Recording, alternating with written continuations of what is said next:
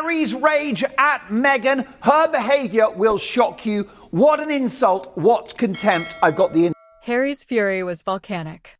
What he uncovered shattered everything he thought he knew about his marriage, and what followed became the most brutal confrontation of his life.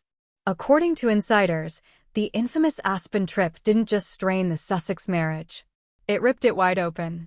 When private photos and carefully hidden messages between Meghan Markle and Harry's closest friend, polo star Nacho Figueres, surfaced, Harry was blindsided by a realization he couldn't escape. He may have been nothing more than a pawn in a calculated game of influence, ambition, and leverage. Cornered by the evidence, Meghan allegedly switched strategies instantly, transforming their Montecito mansion into a suffocating battlefield of legal threats, psychological pressure, and manipulation. The line between marriage and control blurred completely. The question hanging in the air was unavoidable. Would Harry finally break free? Or would Meghan once again turn the situation in her favor by deploying the tactics critics say she knows best? It all began late on the evening of December 29, 2025. The icy Aspen air still clung to Harry's coat as he stepped back into their Montecito home. What had been marketed as an annual snow polo retreat, meant to celebrate friendship, family, and sport, had quietly transformed into the opening act of a nightmare he never saw coming. While Meghan was occupied in the dressing room, Harry absent-mindedly picked up what he believed was his own phone. The two shared the same model, and he intended only to check the children's schedule for the next morning. Then a notification appeared. No contact name, just a message that made his stomach drop. Those slope shots are actually fire. I already dropped them in the hidden album. Harry's pulse spiked. With a creeping sense of dread, he entered the passcode he had accidentally glimpsed before, and the screen unlocked. What he saw felt like stepping into a parallel reality. A private album filled with sharp, deliberately framed photos taken near the Aspen ski slopes, photos from a place and time Harry believed Meghan had been resting back at the hotel, supposedly exhausted. But the woman in those images looked anything but tired. She appeared radiant, engaged. Draped closely against Nacho Figueres, the world-famous polo player, Ralph Lauren global ambassador, and the man Harry had always treated like a brother. The angles told their own story. Meghan's hands pressed against Nacho's chest, her gaze intense, strategic rather than affectionate. As Harry scrolled further, his hands trembled. The accompanying message threads made one thing clear: this wasn't spontaneous. It was methodical. Weeks before Aspen, Meghan had allegedly initiated private conversations, framing them as discussions about business opportunities tied to her fashion ambitions. Behind the polished language, Harry saw what felt like a deliberate effort to leverage Nacho's global influence and elite connections. To Harry, it looked like his most trusted friendship had been offered up as currency. Unable to contain the surge of rage boiling inside him, Harry grabbed the phone, stormed into the bedroom, and slammed it onto the silk-covered bed in front of Meghan. The explosion was immediate. "How do you explain these photos?" he demanded. "What have you been doing with Nacho? Are you cheating on me?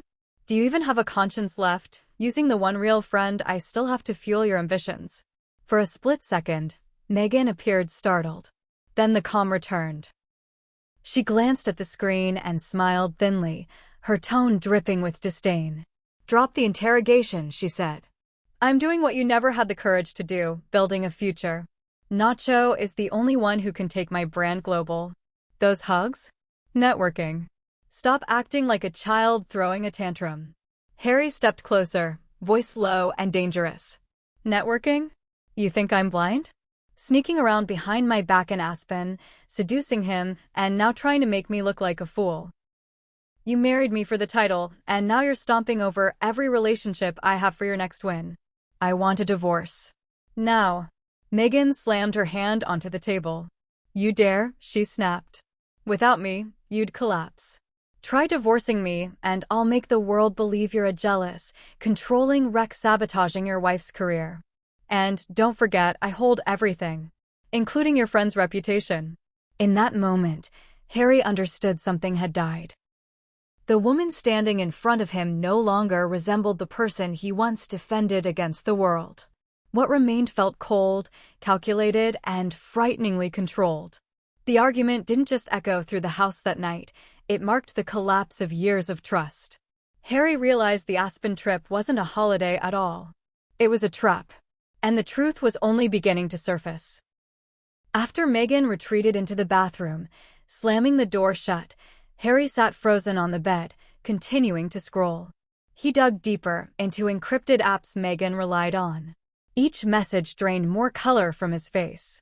Weeks before Aspen, Meghan had allegedly reached out first, praising Nacho's status as a global style icon, insisting only he truly understood her vision.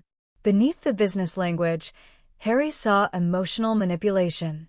"There are things I can't say to Harry," one message read. "He doesn't have the entrepreneurial mindset like us."